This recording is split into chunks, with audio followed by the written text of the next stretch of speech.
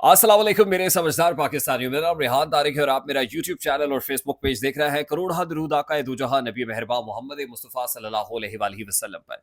इस दुआ और इस उम्मीद के साथ इस व्लॉग का आगाज़ करते हैं कि अल्लाह रब्बुल इज़्ज़त इस मुल्क के फैसला साजों के दिलों में समझदार पाकिस्तानियों के लिए नरमी पैदा कर दे। गुज़श्ता रोज़ दो बड़ों के माबैन टेलीफोनिक राब्ता हुआ है, टेलीफोनिक कॉन्वर्सेशन हुई है और इस टेलीफोनिक कॉन्वर्सेशन के ऊपर जिस मुल्क के सरबराह ने हमारे यहाँ बड़ी शख्सियत को टेलीफोन किया, अब वहाँ के जो सीज़न्ड सीनियर जर्नलिस्ट, सीनियर सोर्सेज़ वो ये बता रहे हैं कि टेलीफोनिक कॉन्वर्सेशन हुई क्या है, गुफ्तगू हुई क्या है और उसमें बारे-दिगर क्या ज़िक्र हुआ है।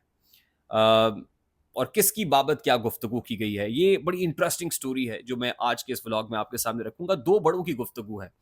और ख़ास तौर पे हमारे यहाँ के जो बड़े हैं उनसे मुतल्लिक तो ईद के अय्याम में जिस तरह से उन्होंने मसरूफ़ दिन गुज़ारे हैं, लगता ये है कि उन्होंने टेलीफ़ोन कॉल्स ही ली हैं। बहुत सारे फ़ोन आए हैं और जगह-जगह से फ़ोन आए हैं, मुख्तलिफ़ लोगों से बातचीत हुई है। लगता है कि तीनों दिन जो है ना उनका फ़ोन ऑपरेटर काफ़ी बिज़ी रहा है और मिला-मिला के देता रहा है कि fine, hello, sir, sir, sir, sir, ये गुफ्तगू हुई टेलीफ़ोनिक कॉल। अब ये जो पर्टिकुलर गुफ्तगू है, ये किसके साथ हुई? ऑल्दो कुछ और भी लोग ऐसे हैं, मैं ये समझता हूँ कि उनका भी जो कॉन्टेक्स्ट है, मोर और लेस मिलता-जुलता होगा, लेकिन पर्टिकुलरली इनसे मुतल्लिक ये बात क्योंकि रिपोर्ट हो रही है, पब्लिक डोमेन में आ गई है और यहाँ के लोग जिस मुल्क से कॉल आई है, वहाँ के अपने जरीदे, वहाँ के अपने लोग सीज़न्ड और सीनियर जर्नलिस्ट कह रहे हैं, तो इसलिए उसको मेंशन करना बहुत ज़रूरी है। तो मैं आज के इस व्लॉग में आपके सामने रखूँगा कि ये मामला क्या है। अच्छा, ये ईद के दिनों में ही हमारे वज़ीर ख़ज़ाना साहब मोहम्मद औरंगज़ेब साहब ने एक प्रेस कॉन्फ्रेंस की और इस प्रेस कॉन्फ्रेंस को ज़ाहिर है छुट्टियों के दिनों में पोस्ट बजट एक प्रेशर तो हमने उनका देखा था और उसके अंदर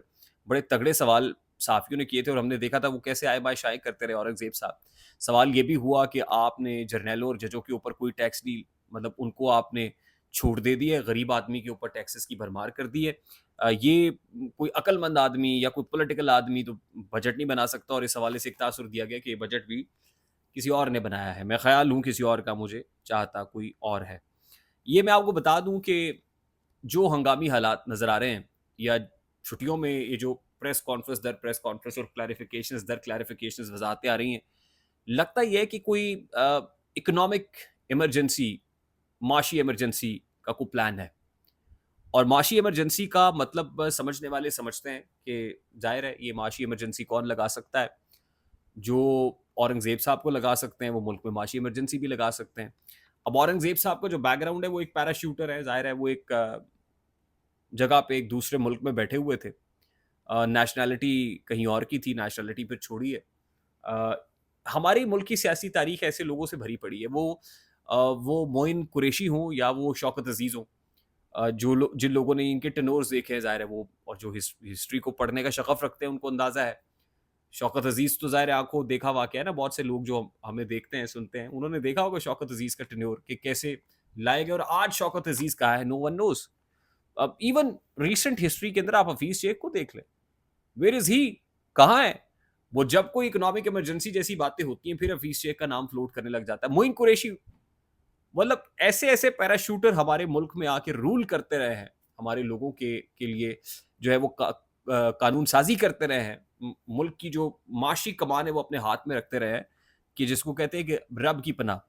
अच्छा, हंगामी सूरत-ए-हाल के अंदर जो फ़ोरसी कर रहा हूँ या देख रहा हूँ, वो मुझे लगता है क्योंकि 16 माह की पीडीएम हुकूमत में एक बड़े अहम वज़ीर हैं, उनसे मेरी बात हुई तो उन्होंने कहा, "भई आप कैसी बातें कर रहे हैं?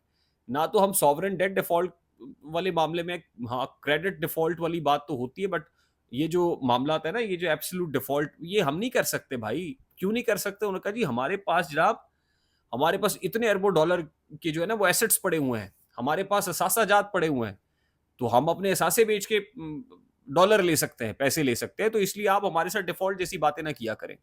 अच्छा, ठीक है। और अब वही प्रैक्टिकली होता हुआ नज़र आ रहा है कि हमने ये फ़ैसला कर लिया है कि हमने अपने एसेट्स को बेचना है। नंबर 1 ये, मैं आपको बता दूँ कि वज़ीर ख़ज़ाना साहब ने जो एक प्रेस कॉन्फ्रेंस की, उसके अंदर जो इन पर्टिकुलर स्टेटमेंट उन्होंने दिया, वो ये दिया कि मुल्क को आगे जाना है, तो सब कुछ प्राइवेट सेक्टर के हवाले करना होगा। यानी ये बात जो है वो वज़ीर आज़म पाकिस्तान ने जो रिसेंटली कौम से खिताब किया उसमें भी की कि हुकूमत का काम बिज़नेस करना नहीं है। ठीक है, माना हुकूमत बिज़नेस ना करे, प्राइवेट सेक्टर का काम है बिज़नेस करना, आपका उसूली मौक़िफ़ है। बट कौन सी चीज को आपने बेचना है, प्राइवेटाइज करना है, ये फैसला कौन करेगा? क्या आपने ये फैसला कर लिया है कि ये जो आपके खसारे में मौजूद डिपार्टमेंट्स हैं, इदारे हैं, आपने उनको बेचना है? क्योंकि होता ये है, प्राइवेटाइजेशन के नाम के ऊपर खसारे में मौजूद इदारों को बेचने की बजाय जो ऑलरेडी मुनाफा बख्श इदारे होते हैं वो बेच दिए जाते हैं, या उनको सबसे पहले रख लिया जाता है, और उनकी आड़ में, खसारे वाले इदारों की आड़ में, मुनाफा बख्श इदारों को किसी के हाथ पे दे दिया जाता है। आप समझ रहे हैं ना मेरी बात?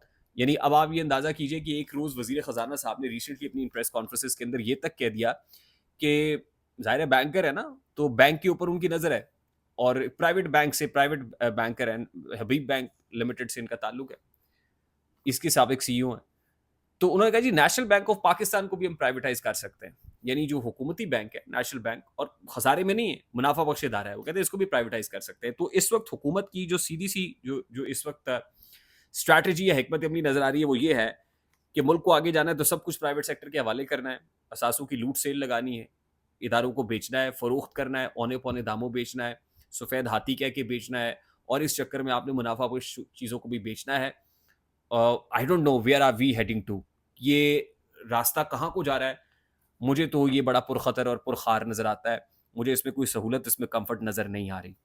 अच्छा, उसके अलावा आपके यहाँ जो फैसले हो रहे हैं, वो फैसले भी एक तबका कर रहा है, जिसको आप सेम पेज कह लें, इसको आप हाइब्रिड प्लस कह लें, प्लस प्लस प्लस कुछ भी कह लें, वो एक तबका कर रहा है, वो इंक्लूसिव गवर्नमेंट नहीं है। उसके किए हुए फैसलों की लेजिटिमेसी कितनी है, जिसके ऊपर, जिसपे इलेक्शंस की डिस्क्रिपेंसीज पर बहुत सारे सवाल उठाए जा रहे हैं। अच्छा, अब ये सवाल कोई लोकल पॉलिटिकल पार्टी या लोकलाइट्स नहीं उठा रहे, बल्कि इंटरनेशनल जो कंट्रीज हैं, बैन अवी दुनिया है, वो भी सवाल उठा रही है। अब हमारे वजीर आजम साहब को ईद के दिनों में बहुत सारे जो सरबराहान ममलिकत हैं, उनकी टेलीफोन कॉल्स आई, ईद की मुबारकबाद के पैगामात, बाहमी दिलचस्पी की उमूर पर तबादला ख्याल हुआ। गुज़श्ता रोज़ जो मलेशियन वज़ीर आज़म हैं, अनवर इब्राहिम साहब, रिपोर्टेडली इनकी कॉल भी आई, और रिपोर्टेडली यहाँ के जर्नलिस्ट जो दावा कर रहे हैं, वो ये कहते हैं कि इमरान खान की रिहाई की बाबत 2 बार गुफ्तगू हुई। ये सवाल पूछा गया मलेशियन प्राइम मिनिस्टर की तरफ से, अनवर इब्राहिम साहब की तरफ से, और ये कोई और नहीं कह रहा बल्कि जो वहाँ के जर्नलिस्ट हैं, मलेशियन जर्नलिस्ट हैं, वो रिपोर्ट कर रहे हैं कि इमरान खान की रिहाई की बाबत 2 बार गुफ्तगू हुई। ये बड़ा मानी खेज़ है कि ज़ाहिर है जो बैरूनी दुनिया है वो सवाल कर रही है, वो पूछ रही है, ये मामला इंटरनेशनलाइज हुआ है। एक तरफ आप कह रहे हैं कि ये बड़े फैसले करने हैं, ये स्ट्रक्चरल ये मामला ठीक करने हैं, और दूसरी तरफ आपकी अपनी लेजिटिमेसी के ऊपर दोस्त ममालिक भी सवाल कर रहे हैं, बैन अवी दुनिया भी सवाल कर रही है, तो फिर आपकी एक्सेप्टेंस कैसे होगी? मानेगा कौन? और कल को ये फैसले अपने पैरों पे खड़े होंगे या नहीं होंगे? ये सवाल अपनी जगह पर मौजूद है। आई होप मेरी बात आप तक पहुंची होगी। अगर पहुंच जाए तो वीडियो को लाइक और शेयर करना मत भूलिएगा। चैनल पे नए तो चैनल को सब्सक्राइब कर लीजिएगा। बेल आइकन जरूर दबाइएगा। मुझे रेहान तारिक को इजाजत दीजिए, अपना बहुत सारा ख्याल रखिएगा। अस्सलाम वालेकुम।